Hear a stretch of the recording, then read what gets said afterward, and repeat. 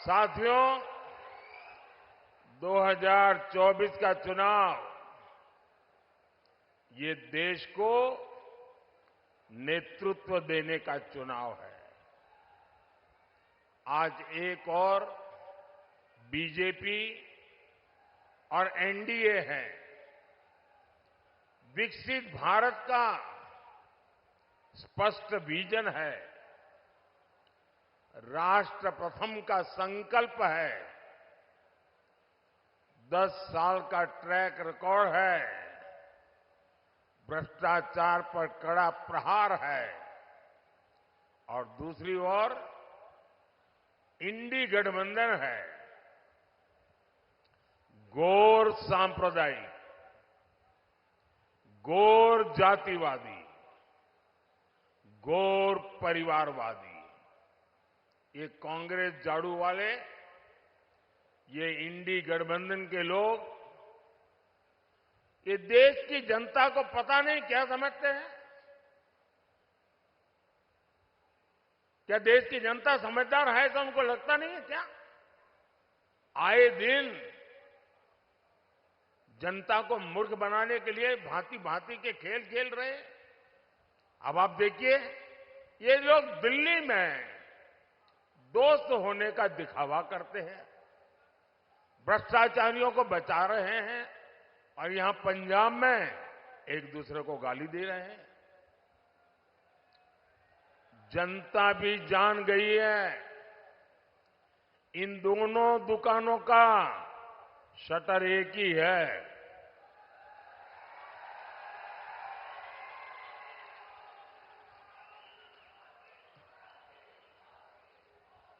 इसलिए इंडी गठबंधन को हराने के लिए आपको सिर्फ भाजपा को ही कमल के निशान पर ही बटन दबा करके आपके सपनों को पूरा करना है। और आपको भी पता है, केंद्र में सरकार, मुझे बताइए किसकी सरकार बनेगी भाई? आप बताइए किसकी बनेगी? आप यहां गुरुदासपुर में, पठानकोट में, कहीं पर भी रेल के डिब्बे में 100 लोगों को पूछिए कि बताओ भाई सरकार किसकी बनेगी? 90 लोग कहेंगे कि भाई मोदी की सरकार बनना पक्का है। अब जब इतना साफ साफ है तो कोई अपना वोट बर्बाद करेगा क्या? कोई अपना वोट फालतू में ऐसे खर्च कर देगा क्या? और इसलिए इस बार कोई दुविधा का माहौल ही नहीं है। इस बार इस देश का नागरिक, एक भी नागरिक अपना वोट बर्बाद करना नहीं चाहता है। मैं पंजाब के लोगों से भी प्रार्थना करता हूं कि आप अपना वोट बर्बाद मत होने दीजिए, बीजेपी को वोट दीजिए, सरकार बनना तय है। साथियों, इंडी गठबंधन के असली चेहरों को पंजाब से ज्यादा कौन जानता है? हमारे पंजाब को सबसे ज्यादा घाव इसी इंडी गठबंधन ने दिए। आजादी के बाद विभाजन का घाव, स्वार्थ के चलते अस्थिरता का घाव, पंजाब में अशांति का लंबा दौर, पंजाब के भाईचारे पर हमला, हमारी आस्था पर चोट। कांग्रेस ने पंजाब में क्या कुछ नहीं किया। यहां इन्होंने अलगाववाद को हवा दी, फिर दिल्ली में सिखों का नरसंहार करवाया, कांग्रेस जब तक केंद्र सरकार में रही, दंगाइयों को बचाती रही। ये मोदी है जिसने सिख दंगों की फाइलें खुलवाई। ये मोदी है जिसने आरोपियों को सजा दिलवाई।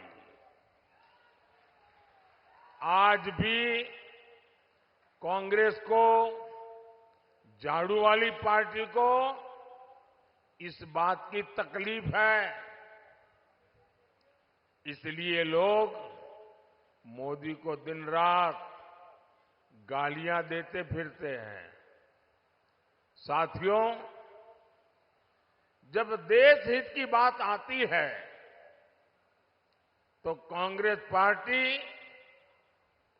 आपको सबसे पीछे खड़ी नजर आएगी। आप याद करिए, कांग्रेस जब पंजाब में सत्ता में थी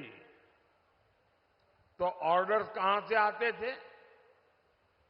कांग्रेस चाहती थी कि रिमोट कंट्रोल से पंजाब की सरकार चलाएं, लेकिन कैप्टन अमरिंदर सिंह जी ने ये दिल्ली के शाहजादे का ऑर्डर मानने से इनकार कर दिया।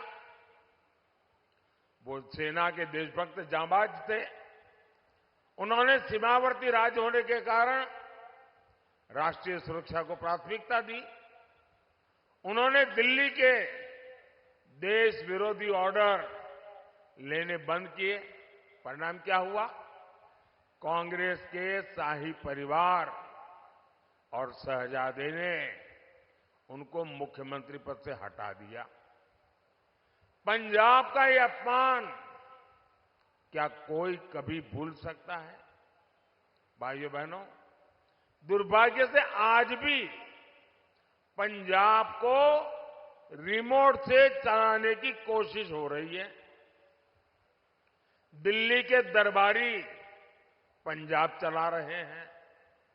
पंजाब के सीएम वो अपने आप से एक फैसला नहीं ले सकते। इनके मालिक जेल गए, पंजाब की सरकार ठप पड़ने लगी।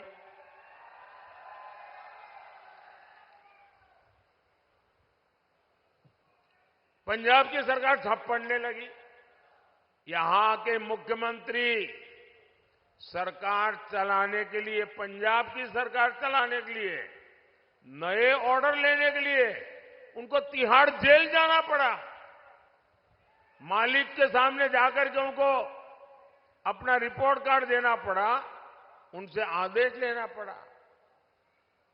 आपको पता है, 1 जून के बाद कट्टर भ्रष्टाचारी फिर जेल जाएंगे। क्या फिर पंजाब की सरकार जेल से चलेगी क्या? आपको ऐसी सरकार मंजूर है क्या? ऐसी पद्धति मंजूर है क्या? ये पंजाब का अपमान है कि नहीं है? ये वीर भूमि का अपमान है कि नहीं है? ये गुरुओं की भूमि का अपमान है कि नहीं है? क्या ये पंजाब के भविष्य को दांव पर लगाने की बात है या नहीं है? आज पंजाब जिस स्थिति में है, उससे बाहर निकालने के लिए मैं पंजाब वासियों से प्रार्थना करने आया हूं। और मैं आज आपको आग्रह करके आपसे कुछ मांगने आया हूं। पंजाब के उज्जवल भविष्य के लिए, देश के उज्जवल भविष्य के लिए इस बार पंजाब ज्यादा से ज्यादा बीजेपी के सांसद चुन करके भेजे।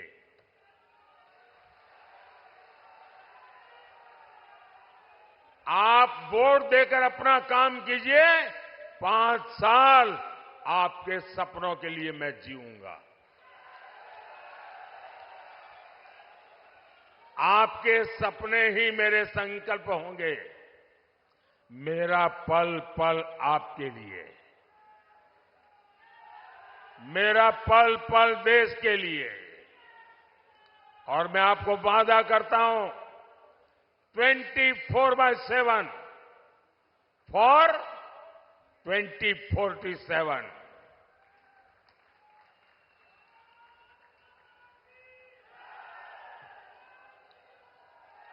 साथियों, ये इंडी गठबंधन वाले देश की सुरक्षा के लिए बहुत बड़ा खतरा है। आप देखिए कांग्रेस का एजेंडा क्या है। ये कश्मीर में फिर से 370 लागू करने की बात कर रहे हैं। इन्हें फिर से कश्मीर में आतंकवाद चाहिए। इन्हें फिर से कश्मीर को अलगाववादियों को सौंपना है। ये फिर से पाकिस्तान को दोस्ती के पैगाम भेजेंगे, उन्हें गुलाब के फूल भेजेंगे और पाकिस्तान बम धमाके करता रहेगा। देश पर आतंकी हमले होते रहेंगे। कांग्रेस कहेगी कुछ भी हो, बातचीत तो करनी ही होगी। इसके लिए कांग्रेस ने अभी से माहौल बनाना शुरू कर दिया है। कैसे कैसे बयान ये अभी से देने लगे हैं। इनके नेता कह रहे हैं पाकिस्तान के पास एटम बम है। अब ये सुनकर के आपको हंसी आती है कि नहीं आती है? आती है कि नहीं आती? आपको किसी को भी पाकिस्तान के पास एटम बम है ये सुनकर के डर लगता है क्या? किसी को डर लगता है क्या? किसी हिंदुस्तानी को डर लगता है क्या? ये कांग्रेस वाले कांप रहे। बोलो, क्या ऐसे लोग देश चला सकते हैं क्या? ऐसे लोग देश को सुरक्षा दे सकते हैं क्या? इनके लोग कहते हैं पाकिस्तान से डर करके रहना होगा। ये इंडी गठबंधन वाले पाकिस्तान की भाषा बोल रहे हैं, लेकिन ये भूल रहे हैं ये नया भारत है। ये घर में घुसकर मारता है।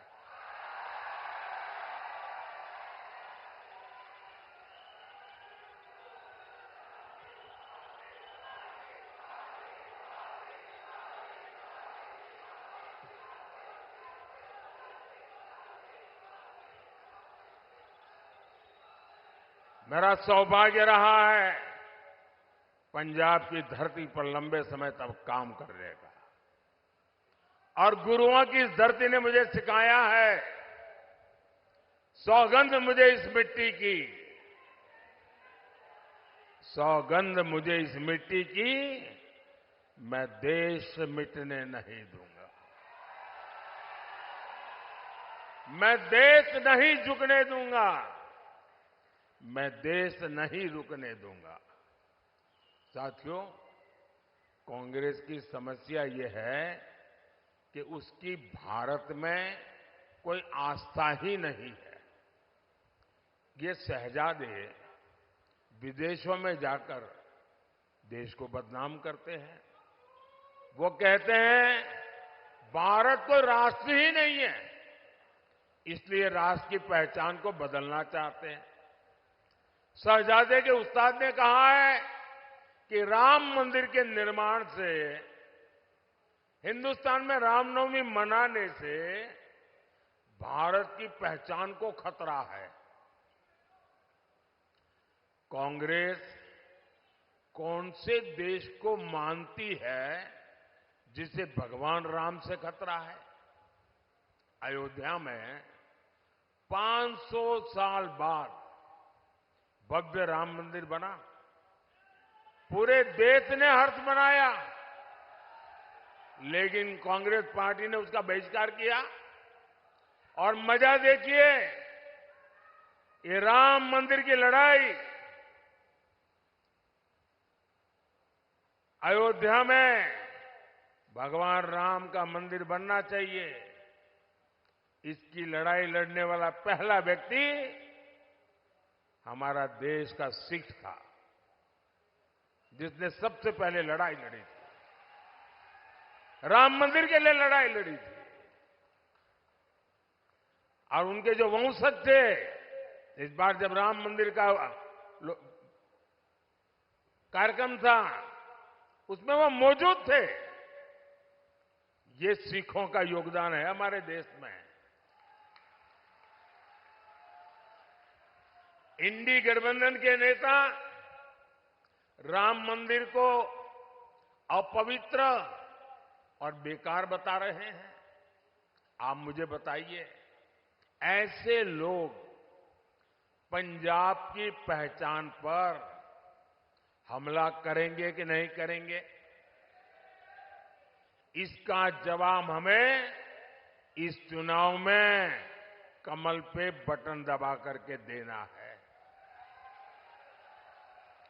साथियों, कांग्रेस और आम आदमी पार्टी पंजाब के भविष्य को दांव पर लगा रही है।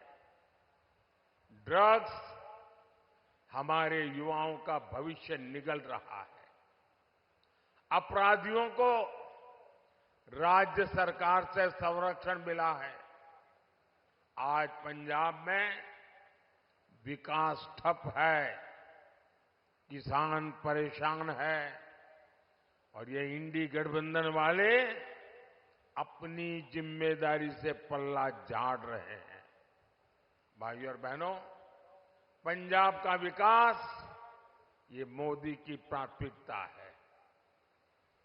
बीजेपी सरकार यहां दिल्ली कटरा हाईवे बनवा रही है।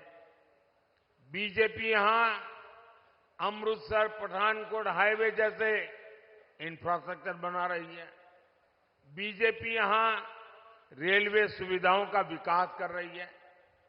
हमारी कोशिश है पंजाब में नए अवसर पैदा हो, किसानों का भला हो। बीते 10 वर्षों में हमने पूरे पंजाब में धान और गेहूं की रिकॉर्ड खरीदी की है। जिस भाव पर कांग्रेस सरकार में फसल खरीदी जाती थी, अब उस एमएसपी को 2.5 गुना तक बढ़ा दिया गया है। किसानों को बीज, खाद और अन्य जरूरतों के लिए पीएम किसान सम्मान निधि मिल रही है।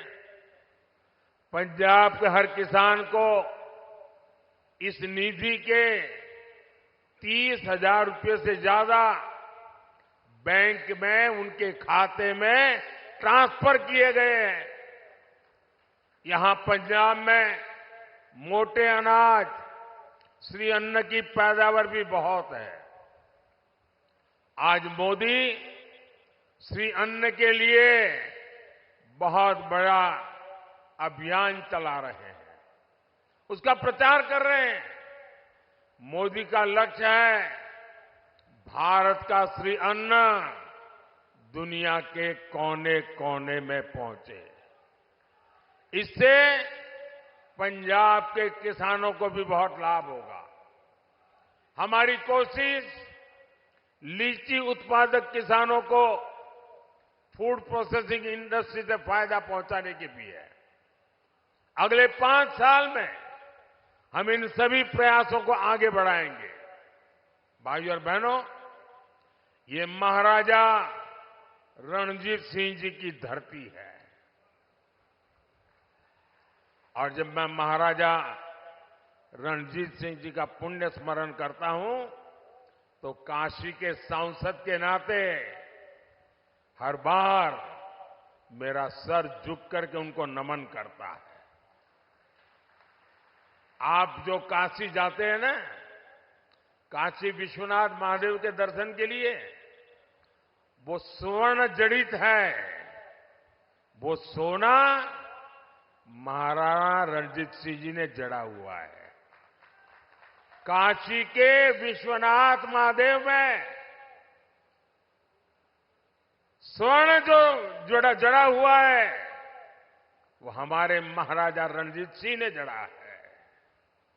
और इसलिए काशी के सांसद के नाते मैं हर बार सर झुका करके उनको प्रणाम करता हूं। यहां की मिट्टी में हमारे गुरुओं का प्रताप और बलिदान शामिल है। हमें विकसित पंजाब, विकसित भारत के मंत्र को साकार करना है। इसके लिए मुझे आपसे आशीर्वाद चाहिए। मोदी आपसे यह अनुरोध करने आया है, 1 जून को गुरदासपुर से दिनेश सिंह बब्बू जी,